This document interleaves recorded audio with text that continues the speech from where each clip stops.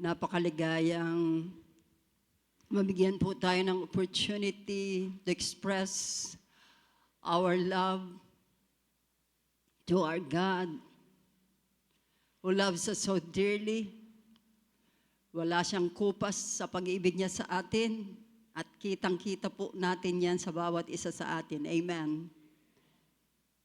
We have everything through Christ. And through our Lord Jesus Christ, we don't need anything anymore because He completes us. He is the real source of our being. Amen po kayo doon? And to know how much He cares and loves us. Nakakataba po ng puso. Higit pa sa pusong nagmamahal. Ano po? Masarap magmahal. Naalala nyo nung ma-inlove kayo dyan sa mga asawa ninyo? Higit pa ron, mga kapatid. Higit pa ron ang ipinahayag ng katotohanan ang ating Diyos na buhay ay ang Diyos na nagmamahal sa atin ng higit pa sa ating inaakala. Palakpakan nga po natin muli ang ating Diyos. At muli hinihiling ko, tumayo po tayong lahat bilang paggalang sa pagbasa ng kanyang banal na salita. Babasahin ko po muna ito sa wikang Ingles at pagkatapos sa Tagalog at pagpalain ng Panginoon ang kanyang banal na salita bilang pagkain ng ating mga kaluluwa. Matatagpuan po ang ating babasahin sa Psalms 18:1-3. I love you, Lord, my strength. The Lord is my rock, my fortress, and my deliverer. My God is my rock in whom I take refuge. He is my shield and the horn of my salvation. My stronghold, I call to the Lord, who is worthy of praise, and I am saved from my enemies. Sa Tagalog po, magandang balita, Biblia, O Yahweh, ikay aking minamahal, ikaw ang aking kalakasan. Si Yahweh ang aking batong tanggulan, tagapagligtas. Diyos at kanlungan, tagapag-ingat ko at aking sanggalang. Kay Yahweh ako'y tumatawag sa aking mga kaaway. Ako'y inililigtas, karapat-dapat purihin si Yahweh. Pagpalain po ng Panginoon ang kanyang mga salita. Let us bow our heads and pray. Aming Diyos, nagpapasalamat kami sa iyo. Sa karangalang ito na ipinagkakaloob mo sa amin that we are here, Lord. Safe and sound na nakarating dito. The whole week, iningatan mo kami. Patunay, naririto po ang presensya ng bawat isa. Hindi ka nagkukulang, aming Diyos, sa lahat ng aming mga kailangan. Never ever you forsake us. Never left us. Lalo na po pag kami ay nasa kagabitan. Damang-dama po namin ito dahil isang tawag lamang. Tumutugon ka sa aming mga pangangailangan. At sa umagang ito muli, pag-aaralan namin ang iyong walang hanggang pag-ibig sa amin. Yung pagmamalasakit mo, yung paglingap mo, na napakabuti. At kung wala ito, Lord, lalo na sa mga panahong ito, baka panghinaan kami ng loob. Pero dahil kayo ay totoo at ang mga pangako mo'y totoo, ano pa ba ang kailangan namin? All we have to do is believe. Thank you so much for this privilege. I am your footstool, Father. Use my lips to speak to your people. Let me stand at your back and give your mighty message to all of us. Again, We thank you and we praise you. In Jesus' mighty name we pray. Amen, amen, and amen. Thank you, Lord. Thank you, Lord. Pwede po bang muli taas po? Tumutulo na isipon ko, hindi pa man.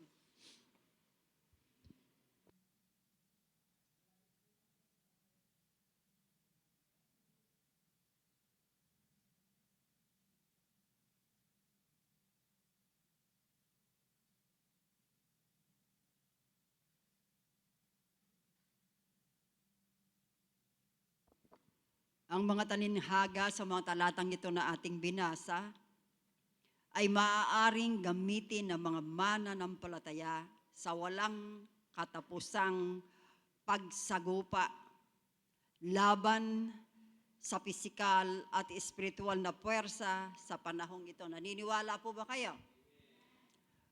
Meron pong puwersa tayong kalaban, sin or unseen. Ano po? Kaya kailangan natin ang presence ng banal na Spiritong sumasa atin. Without His presence, panghinaan po tayo ng loob. At hindi po tayo makakatayo ng malakas at maging biyaya rin naman sa mga taong pinanghihinaan ng loob. We are here to show to the world that we have Jesus in our lives. That we have Him always. Na anumang oras natin siyang tawagin, nariyan siya at handa tayong pakinggan sa ating mga pangangailangan. He is our very present help in time of need, mga kapatid.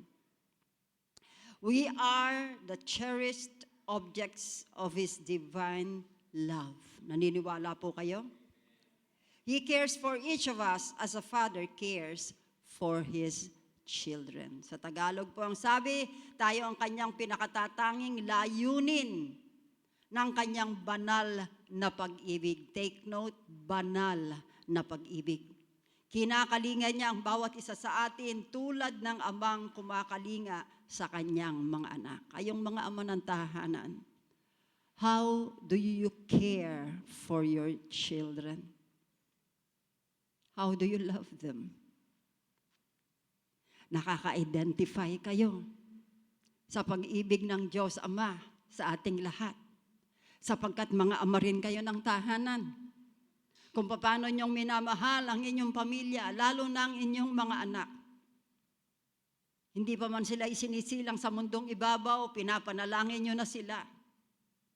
As a believer in Christ Jesus, you have the obligation to clothe them with prayers because you are the high priest of your family. Huwag niyo pong kalilimutan yung mga karapatan na yan, mga ama ng tahanan. Ano po? O kung sakasakali namang walang ama ng tahanan, yung mga ina na pinagkatiwalaan ng Diyos sa kanilang mga anak. Don't you know na mga ipinagkatiwala lang iyan sa inyo ng Panginoon?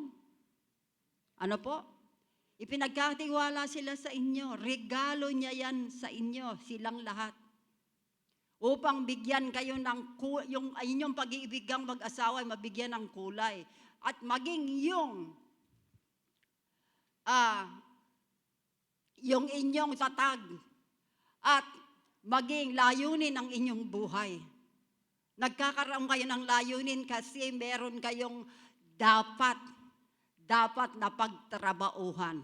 At yan ay ang inyo-inyong mga mahal sa buhay. Ang inyo-inyong mga pamilya.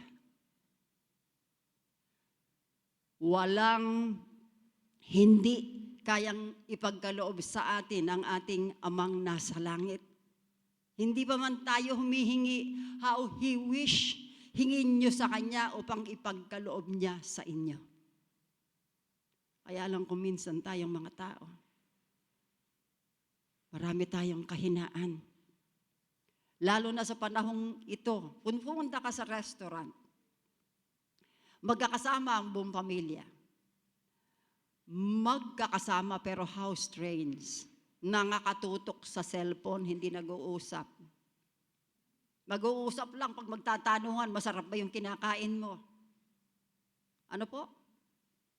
Walang panahon, puro panahon sa social media. At alam niyo po ba, in the last days, ito po ang mangyayari. Maraming deception ang mangyayari. Na as if ba, yung ating communication sa isa't isa, yung talastasan natin sa social media, yun ang pinaka-importante, pero hindi po totoo yan. Ano po? Kailangang nakikilala nating mabuti kung sino yung tunay na nagmamahal at nagmamalasakit sa bawat isa sa atin. Kasi in times of trouble, wala po ibang makakatulong sa atin, kundi siya lamang. Amen po ba kayo doon? Yes, purihin ang Diyos. Salamat sa Panginoon. Kaya natin laging pinag-aaralan itong mga bagay na ito kung paano tayo mapapalapit sa Diyos. Kasi po ito ang pinaka-importante sa lahat. Ano po? Kahit marami tayong ginagawa para sa Panginoon, kung ang puso natin malayo sa Kanya, wala rin pong halaga ang lahat ng iyan, mga kapatid. Napakahalaga na pinapahalagahan natin ang damdamin ng Panginoon para sa atin. Kasi dapat siya ang nagiging priority ng buhay natin. Bakit? Dahil siya lang ang makapagbibigay ng isang katangi-tanging kinabukasan sa atin. Hindi yung mga pinag-aralan natin, hindi yung mga kalagayan natin sa buhay, na marami tayong pera at pag-aari, hindi po iyon. Ang tunay na kabuluhan at kahulugan ng buhay ay ang ating Panginoong Hesukristo. Ang Diyos na nagligtas sa atin sa pamamagitan ng Kanyang anak na si Jesus. Ang pag-ibig na walang katulad. Nasukdulan, sabi nga, walang kasing taas, walang kasing lawak, at walang kasing lalim ang pag-ibig ng Diyos sa bawat isa sa atin. Kaya po natin pinag-aaralan ito, lalo na sa Kanyang pagbabalik na malapit na. No one can tell. Pero malapit na siyang bumalik sapagkat ang mga tanda ay naririto na. Isa-isa nang nagaganap. At anong gagawin natin? Of course, kailangan nakatutok ang ating pansin sa Diyos na ito, na makapangyarihan sa lahat, na sa Kanyang muling pagbabalik ang lahat ng nanampalataya sa Kanya ipagsasama niya. Pero kailangan tiyak natin na ang Diyos na ito, ang tunay na nagmamay-ari sa ating mga puso. Sapagkat yan ang hinihingi niya sa bawat isa sa atin. Karapat-dapat ba ang Panginoon sa pag-ibig na ito? Amen! Thank you, Lord! Kasi ang pag-ibig niya walang katulad, mga kapatid. At sana patuloy nating naiintindihan kung gaano kadalisay ang pag-ibig na yan. At sa umagang ito, pagkaaralan natin ang Kanyang pagmamalasakit sa atin, ang pag-ibig niya sa atin sa pamamagitan ng Kanyang pagmamalasakit. God's care for us is described by 6 symbols. Ang pagpapahalaga, yung pagkalinga ng Panginoon sa atin ay pinahiliwanag ng 6 na simbolo. Ano-ano ang mga iyon? At bigyan tayo ng banal na spirito ng ganap na pangunawa para maintindihan nating mabuti ito. Gaano kahalaga ang Diyos sa buhay nating lahat. Una, may rock. Safety and security in God's immovable strength. Awit or Psalm 62:7. Ang kaligtasan ko't aking karangalan ay buhat sa Diyos. Nasa Kanya lamang. Siya'y malakas kong tagapagsanggalang. matibay na buog na aking kanlungan. Amen, mga kapatid. Ang kaligtasan ko't aking karangalan ay buhat sa Diyos, sa Kanya lamang. Siya'y malakas kong tagapagsanggalang, matibay na muog na aking kanlungan. Kumusta ka? Kumusta ang mga salitang ito at mga talatang ito? Nangungusap ba ito sa iyong mga puso? Tunay nga bang ang ating Diyos, ang ating kanlungan? Siya ba ang ating tagapagsanggalang at muog na ating pinagtataguan kung tayo ay para bang nanganganib? Siya ba ang ating tinatawag? Mga kapatid, napakahalaga po. Wala tayong ibang susulingan, tatakbuhan, kundi ang Diyos na ito na makapangyarihan. Kung tayo po ay napadako nung unang panahon, kapag nagkukuwento po, kasi po ako bilang panganay sa mga anak, apo magkabila, mother side, father side, I was given the privilege na maratnan ko pa yung mga lola ko sa tuhod. Ibig sabihin, yung mga magulang ng lola ko. Na ikukwento po nila sa akin ang kanilang mga karanasan nung panahon ng Hapon. Ano po? Kung paano sila tumakas. Alam niyo po kami, lahing Kapampangan po kami, wala po kaming halo. Puro Kapampangan po. Ang father side ko, Kapampangan. Ang mother side ko, Kapampangan.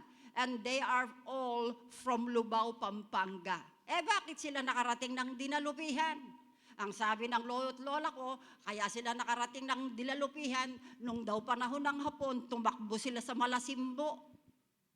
O alam niyo siguro kung alin ang Malasimbo, ano po? Ngayon, malinis-linis na ang Malasimbo, pero nung mga panahon nila, madawag na madawag, marahil yan. Kasi nung ako'y nagbata pa, nagtatanim ako ng tubo. Maliit pa lang ako, sumasama ako kasi kapatas yung apo ko, simbo ko eh. At alam niyo po ang ginagawa namin from here, papuntang Malasimbo, naglalakad lang po kami. Ako'y bata pa. Mga 6 to 7 years old siguro. Hindi ko nararamdaman yung pagod. Takbo lang ako ng takbo, nakasunod ako kay Apo Simo. Si Apo Simo, pag napagod, sasakay ng parmal, di nakakasakay din ako. Madawag pa ang Malasimbo noon. Doon nagtatanim ng tubo. At kaya sila napunta ng Malasimbo kasi nga dahil ang mga Hapon pinagtataguan nila. At alam niyo po ba, yung eskwelahan na yan, kaampo ng mga Hapon daw po yan. Napakasarap makinig sa kwento ng mga agwelo at agwela.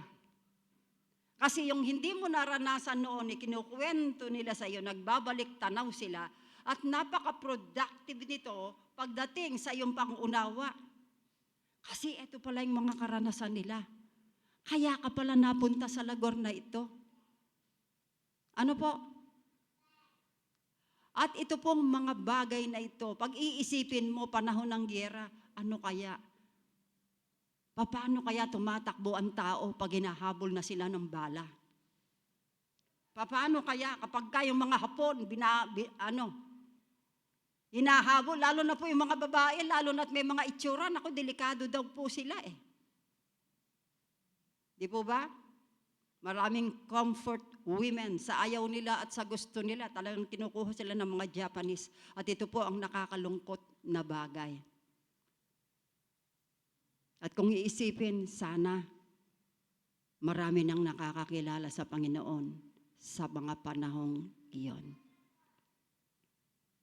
Kasi ano kaya ang pakiramdam kapag naranasan mo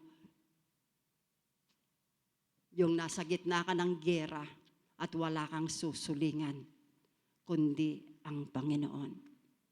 Sa ibang bansa, lalo na po ang bansang Iran, Lebanon, Yemen, sa bandang ibaba ng Africa, pinagdaraanan po nila ito. Lalo na pag ikaw ay isang Kristiyano, believer in Christ. Katakot-takot na persecution ang kanilang mga pinagdaraanan. Lalo na rin sa mga panahon ni Haring David, kaya niya nga naisulat ito. Na bago siya naging hari, because he was anointed to be the king of Israel. Kaya lang bago nangyari yon, bago nagkaroon ng katuparan yon, katakot-takot na pagsubok ang nangyari sa kanyang buhay. Pinagtangkaan ni Saul ang kanyang buhay dahil ayaw ni Saul na may makapalit sa kanyang trono. At ang mga kapatid niya mismo, mga kamag-anak niya mismo, hindi rin nila matanggap na si David, yung pinakabunso sa kanila. 7 silang magkakapatid, bunso. Ang kanyang trabaho, magpastol ng mga tupa ng kanyang ama. Hindi nila sukat akalain na ang bunsong ito ang magiging hari balang araw sa Israel. Paano siya nagtagumpay? Paano niya maglabanan ang lahat ng hirap na pinagdaanan niya?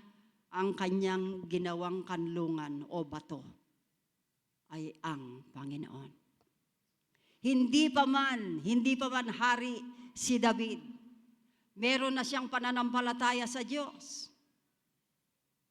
Kung nagbabasa kayo ng Bible, mababasa nyo kung paano niya nilabanan si Goliath. Gaano kalaki si Goliath? I have no idea. Pero paala lang daw siyang sisiw. Pero bakit niya natalo si Goliath? Dahil sinamahan siya ng Panginoon at nakipaglaban siya sa pamamagitan ng Panginoon at napatay niya mismo si Goliath. Ito ang pinag-uusapan nating Diyos na sa oras ng kabipitan ay tunay na maaasahan. He is our rock. Pangalawa, my fortress, a place of refuge and safety where the enemy cannot penetrate. Kasi po ako, hindi naman ako sundalo. Hindi ko rin maintindihan kung ano itong fortress na ito, pero marahil ito po ay taguan, Ano po? Or maybe yungib. Nung araw, sabi, may mga kuweba at yungib daw dyan sa Malasimbo at dyan daw sila nagtatago. Pero ngayon po, parahil, hindi na, wala na eh. Kasi malinis na ang Malasimbo at marami ng mga baryo-baryong lumitaw at marami ng taong nakatira. Pero ang sinasabi rito, our God is our fortress, a place of refuge and safety where the enemy cannot penetrate.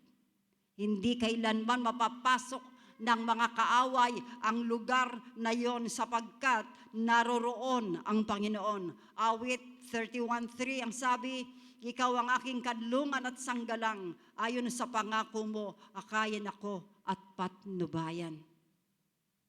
Tingnan mo. Ang sinasabi ni Haring David, bakit niya nasabi yon? Kasi karanasan niya at nararanasan niya. Ito naging tanggulan niya. Ito ang kanyang sinandalan upang marausan niya mga pagsubok na ito bago siya maging hari ng Israel, mga kapatid. At higit sa lahat, yung tuksong nakapalibot sa kanya. Upang hindi siya magbago kung minsan tayong mga tao sa mga pinagdaraanan nating pagsubok, hindi tayo nag-iingat kung minsan lumalabas sa mga bibig natin, Lord, bakit naman ganito? Ang sabi, pagka-Kristiyano na ako, hindi ko pagdaraanan yan. Hindi ko mararanasan ang mga bagay na ito. Pero mga kapatid, hindi po ganyan ang sinasabi ng salita ng Diyos. Nung ako'y maging Kristiyano, Doon ko naranasan ang lahat ng masakit na maaaring mangyari sa buhay ko. Ang unang kinatatakutan ko sa lahat ay mawalan ng mahal sa buhay. And that time, my father died 1983. I became a Christian 1982. 1983 si tatay ko nagkasakit at namatay. Siyempre dahil ako ang panganay, mahal ko ang tatay ko at masakit sa akin na mawala siya. Kaya nga, talagang kahit kailangan kong umalis upang magtrabaho, hindi ko hinayaang maiwan ko siya hanggang buhay pa siya. Katakot-takot na pagsubok, nawala ang aking tatay, nawalan ako ng trabaho. Pagkatapos ng tatay ko, ako naman ang nagkasakit, kailangan ko maoperahan immediately. Wala akong panusto sa nakukuho. At nung mga panahon na yon, alam niyo po ba, uhaw na uhaw ako sa mga salita ng Diyos. Wala akong ginawa kundi magbasa. Sa bahay, sa ospital, kahit nasan ako, hinahanap ko ang salita ng Diyos because I want to find comfort. Sabi ko, Panginoon, napakasakit. Napakahirap itong nang pinagdaraanan ko. Kasama po ba ito sa pananampalataya ko? At salamat sa Panginoon, hindi niya ako hinayaang sumuko sa mga panahon ng mga paghihirap na yun. Binigyan niya ako ng iba yung kalakasan at katapangang lumaban sa aking pananampalataya. Alam niyo po ba kung paano tumayom na nag-iisa ka lang? Both your family, mother's side, father's side are all against your faith. Nagso-showdown kami doon sa labas. Dinala ang tatay ko doon sa mga apo-apo sa Hermosa. Tutol na tutol ang kalooban ko dahil hindi ko gusto yun. Alam kong mali yun. Pero dinala pa rin nila. Wala akong magawa. I was only 26 years old at time. Sabi ng lola ko, kaya nagkakaganyan ng tatay mo ang buhay niyo. Angal ka kasi ng angal eh. Masyado kang mas marunong pa sa amin, samantalang mas matatanda kami sa'yo. At yan na, umpisa na yan, sabi niyang ganun sa akin. Kasi nagbago ka ng pananampalataya mo. Hindi ka na namin kasama. Sabi nila sa akin. Ang sabi ko, si tatay ko ay may asawa na. At ako ang kanyang anak. Pag tayo nakarating sa korte, kahit anak niyo ang tatay ko, ako naman ang anak niya. Sino ang may karapatan? Ang tatay ko o kayo? Ay, sinong may karapatan sa tatay ko? Kayo o ako na anak niya? Alam niyo po, talagang lumaban ako sa lola ko. Ang sabi ko, mga kapitbahay ko, ayan, tatay ni August, buhay pa. Nung araw na, mga panahon na yon, si Apong Tomeng, yung mga matatanda, buhay pang lahat. Sabi ko, dadalin ko ngayon din ang tatay ko sa Cardinal Santos at buhatin niyo siya, iuwi niyo dun sa amin. Walang nagawa ang lola ko. Ako ang anak ng tatay ko at may asawa ang nanay ko. Kaya ako ang may karapatan sa kanya. Dumating ba kayo sa point na yon, mga kapatid? Napakasakit para sa akin yun. At tanging sa biyaya lamang ng Diyos, inutusan ko si Romeo, yung asawa ni Tessie. Ang sabi ko, pumunta ka doon sa district hospital, kunin mo yung, arkilahin mo yung ambulansya ron. Salamat naman, sa panahon na yon, hindi sira yung ambulansya ng district hospital. Nakarating kami, awa ng Diyos, sa Cardinal Santos. Sabi ko kay Dr. Agnes Medina, dalaga pa siya noon. Wala akong kapera-pera, Agnes. Bigla lang ako nagpasya dahil nakita kong kalagayan ng tatay ko kasi hindi na siya nagmo-move.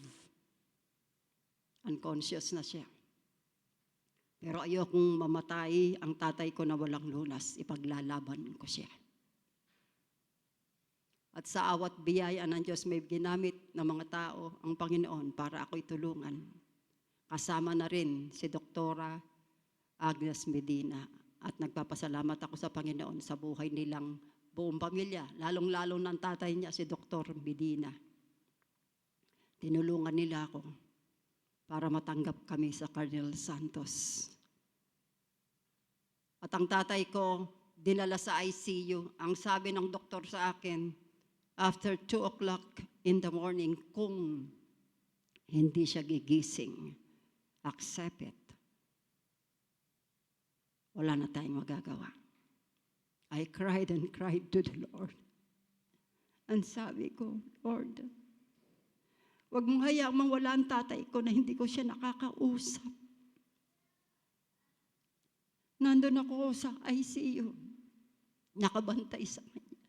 Alam niyo, after 12 midnight, gumalaw siya. Gumalaw ang kanyang mga kamay na para siyang naghahanap. At nagpasalamat ako sa Diyos at tinawag ako nung nurse, pinapasok ako sa loob. At tinawag ako ng tatay ko, Beth, sabi niya gano'n, nasaan ako?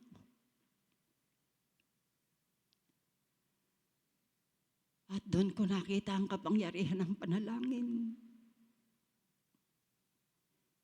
Binigyan niya ng buhay ang tatay ko, in-extend niya, alam niyo kung bakit? Afterwards, kinabukasan, 1 araw pa, 2 araw siya sa ICU, pagkatapos pinalipat na siya sa ward. Ang sabi ni Dr. Medina, pwede na siyang ilipat sa ward. Nagpasalamat ako sa Panginoon. Kaya pala dinugtungan ng Panginoon ang buhay ng tatay ko. Kasi bago niya pala kunin si tatay, patatanggapin niya muna sa kanya. Noong mga panahon na yon, si Mrs. Fariñas, meron silang kapitbahay, Flock of God Ministry ng Assemblies of God. At dinala niya sa hospital yung 2 pastor. At doon ipinakilala nila ang Panginoong Jesus, yung 2 pastor na yon. Inaralan nila si tatay hanggang pumayag ang tatay kong tanggapin si Jesus sa kanyang buhay bilang kanyang Panginoon at sariling tagapagligtas. At alam niyo po, pagkatapos ng event na yon, 3 o'clock in the afternoon, sabi ko kay Ate Baby, maliligo muna ako, makikiligo ako kasi ang hirap maligo sa ospital. Umuwi kami. At hindi ako mapalagay, hawang daan, pupunta kami doon, sabi ko, hindi ako mapalagay para may nangyayari sa ospital. Ganun pala yon. Kapag magulang mo, ewan ko kung naranasan nyo yon, kayong mga anak. O baka hindi nyo pa nararanasan. Sabi ko kay Ate Baby, hindi na ako maliligo. Bumalik tayo sa ospital, may nangyayari sa ospital. Pagdating ko doon, ayan, andyan si Eddie noon. Pumutok na pala yung atay ng tatay ko, humiwalay na. Inilalabas niya sa puwet, sa bibig, yung dugo. At yun na, 10 o'clock in the evening, namatay si tatay. At doon ko na-realize, kaya pala dinagtungan ng Diyos ang buhay niya. Bibigyan niya ng pagkakataon ang aking ama na makakilala sa Panginoong Hesukristo. At pagkatapos nun, ay mapayapa siyang kinuha. Napakahirap ng mga pangyayaring yun dahil sa laki ng tatay ko, kailangang gawa siya ng kabaong na napakalaki. Sinukatan siya ng punerarya, walang magkasyang kabaong. Kaya pinagawa pa siya ng order made doon sa San Fernando. Para lang merong kabaong na magkakasya sa kanya. Kapag inisip-isip kong mga bagay na ito, paano kung narahusan ang lahat ng ito? Paano ko napagtagumpayan yon? At habang ako'y nagdaraan sa mga pagsubok na yon, uhaw na uhaw ako sa salita ng Diyos na ang sabi ko, wala akong tutungtong akakapitan kundi ikaw, Panginoon. Niloob mong makakilala ako sa iyo, then, right now, wag mo akong pababayaan at mo akong iiwan. At ngayon, when I look back sa mga karanasang yan, nagpapasalamat ako sa Panginoon. Dahil imagine those trials I'd been through upang maging matatag ako sa aking pananampalataya. Kaya ko sinasabi ito sa inyo, mga kapatid. Panahon na siyasatin natin ang ating mga sarili na tunay nating kanlungan ng Diyos na makapangyarihan sa lahat. Dahil in times of trouble, wala tayong ibang kakapitan at matatawagan kundi siya lang. Wala siyang katulad, walang kapantay ang kanyang kapangyarihan, at maging ang kanyang kabutihan ay kamangha-mangha. Salamat sa Panginoon. Number 3, my deliverer. A living protector. Psalms 5:12, pinagpapala mo, Yahweh, ang mga taong matuwid at gaya ng kalasag, protektado sila ng iyong pag-ibig. Ulitin natin, pinagpapala mo, Yahweh, ang mga taong matuwid at gaya ng kalasag, protektado sila ng iyong pag-ibig. Ako po napatunayan ko yan sa Panginoon. For more than 40 years as a Christian. Marahil ang iba sa inyo hanggang ngayon nag-i-struggle pa. Tatanggapin mo ba ang alok ng kaligtasan ng Panginoong Hesus o hindi pa? Kayong nakatune ngayon sa social media.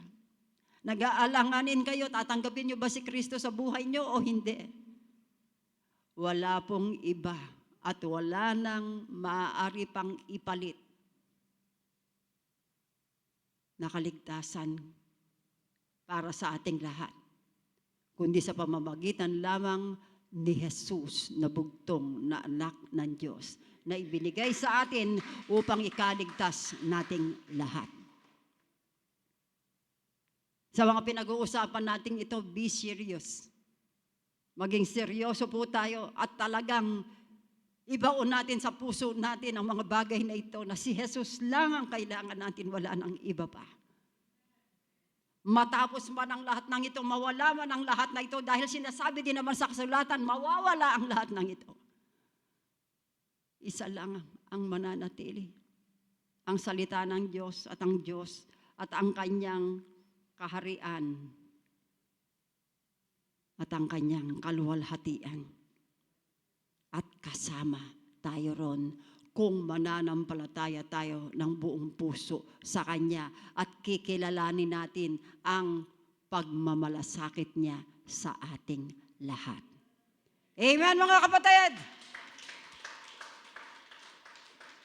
Number 4, my shield. God stepping between us and harm. Ang diablo walang ginawa yan kundi saktan tayo. Ang diablo walang ginawa yan kundi paglalangan tayo. Pero lagi nating tatandaan, kasama natin ang Diyos. At sa anumang kaparaanan, iiwas niya tayo sa anumang panganib. How many times niyang ginawa yan sa buhay niyo? Kung minsan, pupuntahan ka. Then suddenly, makaka-feel ka na parang masama yung pakiramdam ko, o kaya parang ayaw kong lumakad, o kaya naaantala ka. Yung pala, may nakaambang panganib sa iyong daraanan. May aksidenteng mangyayari. At bago pa man mangyari yun, iiwas ka na ng Panginoon para hindi mo yan maranasan. Iyan ang ginagawa ng Panginoon, kaya nga importante sa bawat isa sa atin na bago man lamang tayo bumaba ng tarangkahan ng ating mga tahanan, pray, ask the Lord to keep us, to protect us, to lead us, show us the way we should go. Dahil ang mga umaasa sa Kanya kailanman na hindi nabibigo. Mga kapatid, ipinararamdam niya ang kanyang mga yakap. Pinararamdam niya ang kanyang paglingap sa bawat isa sa atin. At bago pa naman mangyari yon, nandun siya, nakapagitna siya.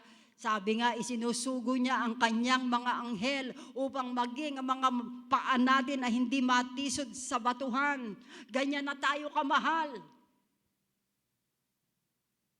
Isinusugo niya ang kanyang mga anghel. Kaya nga whenever I pray, lalo na sa mga bata, mga pamangkin ko, o kaya mga kapatid ko, o kayong lahat na nangangailangan, nagpapapray, ang lagi kong sinasabi, as you said in your word, Lord, send your angels before them.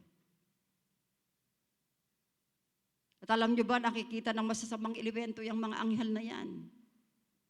Wala kayong kaalam-alam, pero nakaagapay sila sa inyo. Tanging ang Diyos ang nakakaalam bilang katugunan ng ating mga panalangin.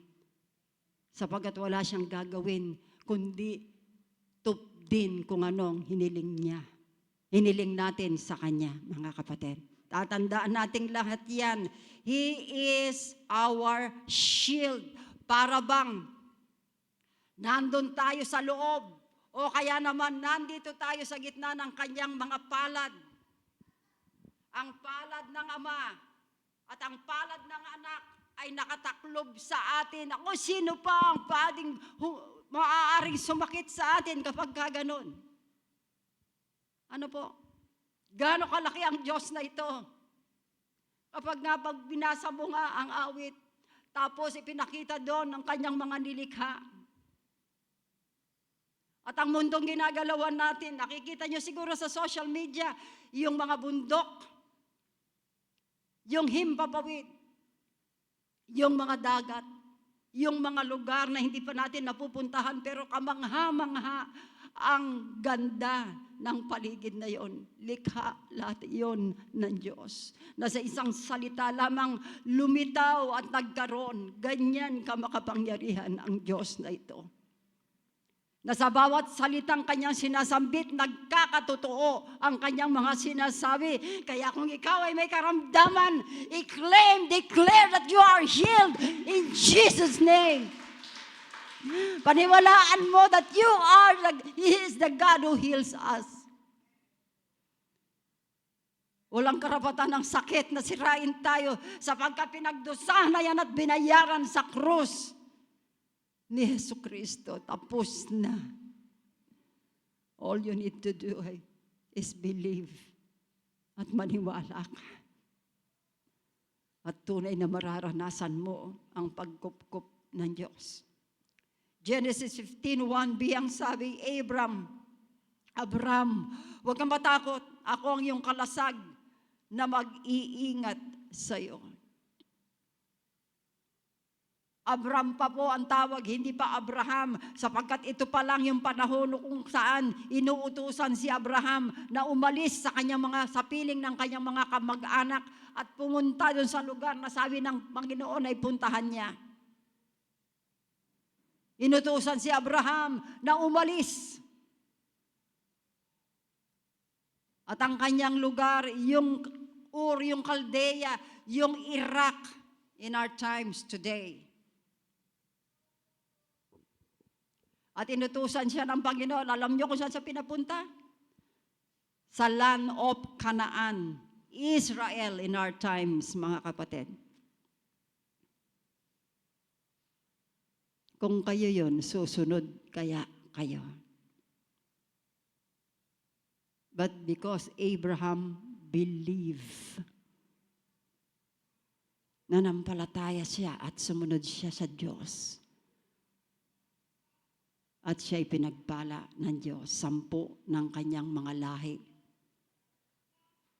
Pero ganun pa man, hindi ganun kadali ang pinagdaraanan ng Israel. Every time na magtataksil sila sa Diyos, pinapalo sila at pinaparusahan ng Diyos. Katakot-takot ang mga pagsubok ang pinagdaraanan nila. And yet, sila ang bansang tunay na pinagpala. Ang karunungang pambihirang ibinigay sa kanila. Alam niyo po ba? Lahat ng technology, sa science, sa medisina, sa kung saan-saan pa lahat yan. Ang mga pinagmulan niyan ay mga Hudyo, mga kapatid. Kinakastigo silang mabuti ng Diyos dahil mahal sila ng Panginoon.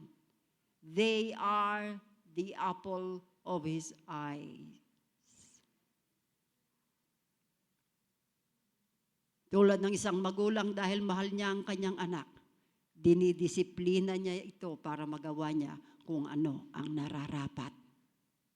Mga kapatid, ganyan din ang ginagawa niya sa ating lahat. Dinidisiplina niya tayo para magawa natin ang dapat at makasunod tayo sa Kanya at mangyari ang mga plano niya sa buhay natin na para sa Kanya, ito na ang pinakamabuti sa lahat. Naniniwala kayo? Amen! Walang pinanukala ang Diyos na makasasama sa atin. Lahat ng Kanyang kalooban ay para sa ikabubuti natin. He wants you and me to be with Him forever in His kingdom. Kaya't salamat sa Panginoon. Panglima, horn of my salvation. Ibig sabihin, strength and victorious power to deliver and save us. Siya ang sago ng ating kaligtasan. Kayang-kaya niya tayong iligtas. Baka sa mga sandaling ito, meron sa inyo na hindi pa kumikilala at nakakakilala sa Panginoon at wala pang tawang relasyon sa Diyos. Baka this time, ito na, nangungusap na ang Diyos sa puso mo at ito na ang panahon ng iyong kaligtasan. Gusto na niyang marinig.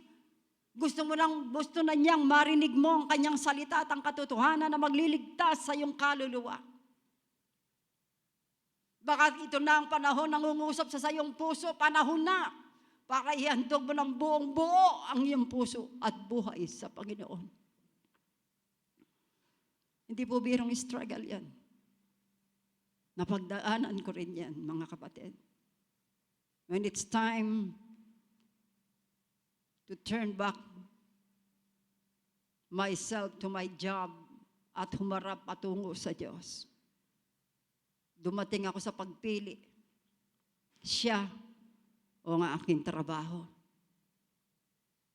At masasabi ko ngayon, hindi po sayang.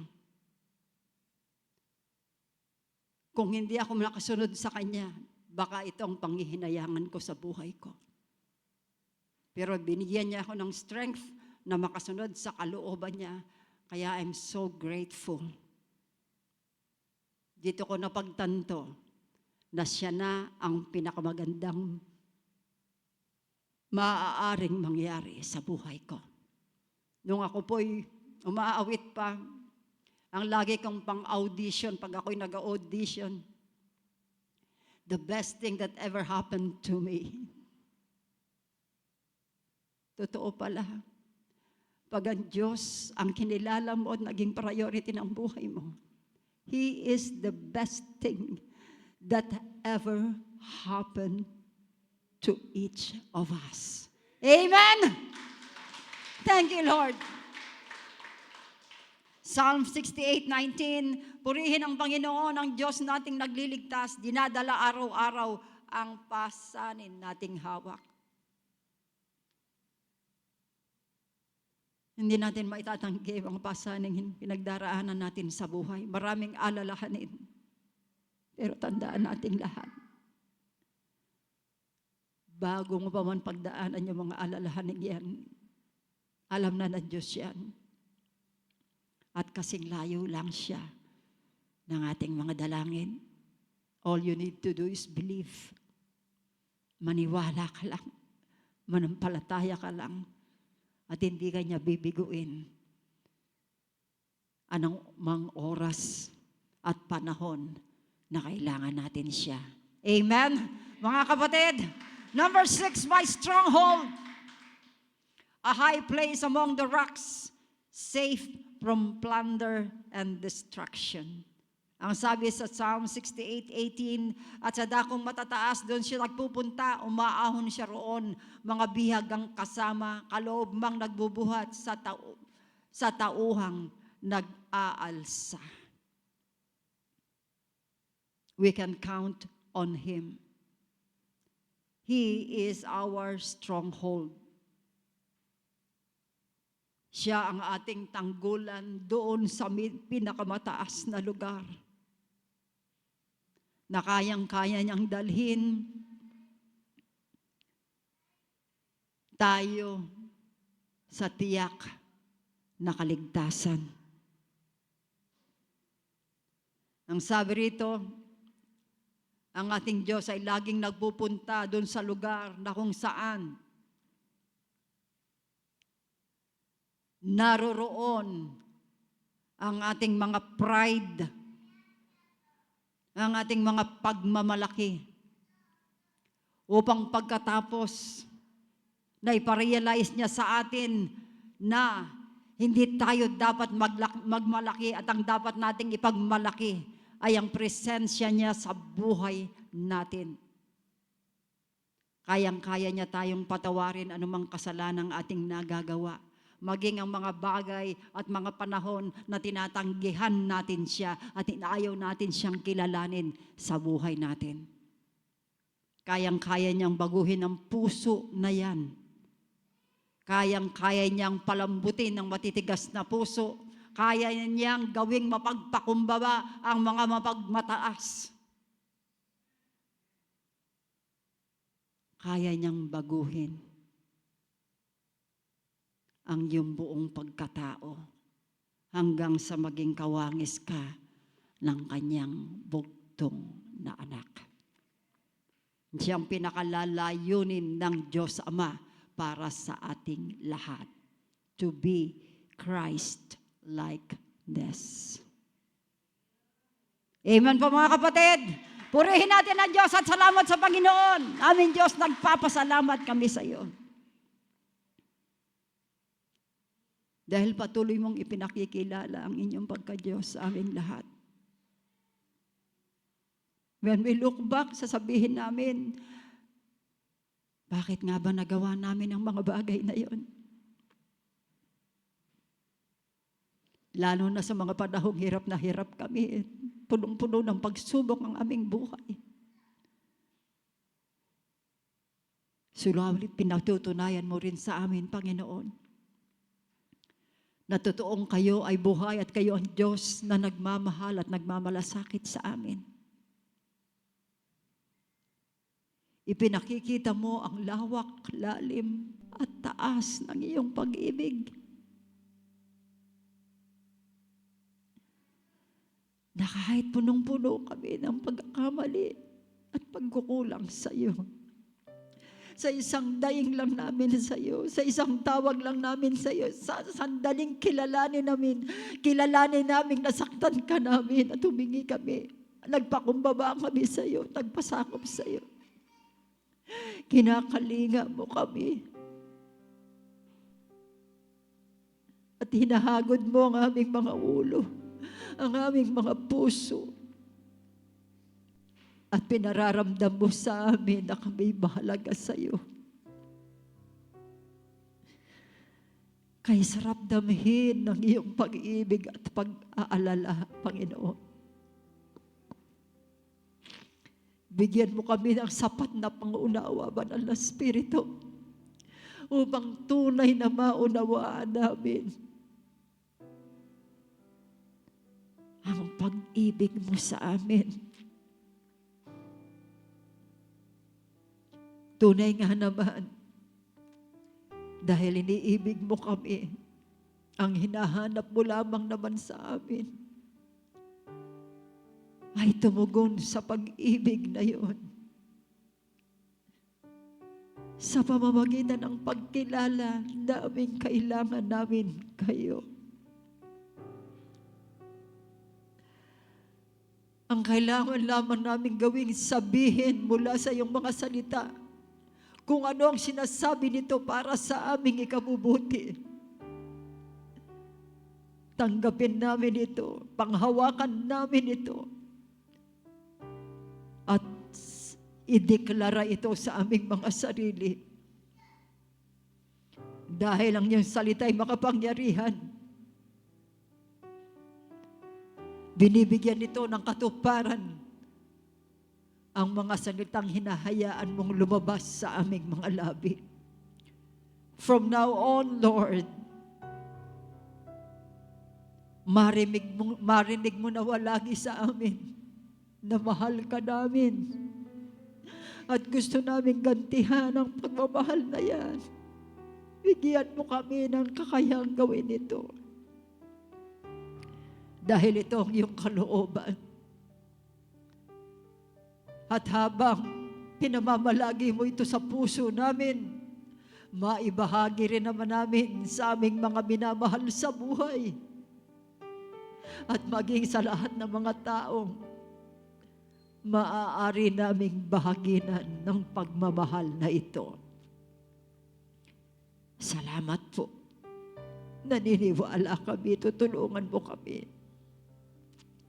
At kailan may hindi mo ipagkakait ang katugunan sa mga panalangin ito. Kayo ang Diyos na nagpapagaling sa lahat ng aming karamdaman. Spiritual man ito o physical. At ngayon, Panginoon, sinasabi namin ito sa aming mga sarili na kami ay ganap na tumanggap ng kagalingan sa pangalan ng aming Panginoong Jesus. Tinatanggap namin yan mula sa kaibuturan ng aming mga puso, sapagkat yan ay sinabi mo sa iyong mga salita. Right now, Lord, here we are.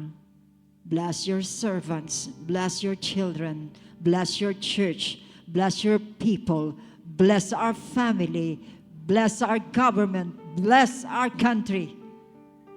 In Jesus' name. In Jesus' name. In Jesus' name. Salamat po. Tinatanggap namin ito ng buong pananampalataya sa pangalan ng aming Panginoong Hesus. Ang lahat po ng sumamang manalangin ay magsabi ng malakas na Amen! Palakpakan po natin ang Panginoon. Thank you, Lord. Thank you, Lord.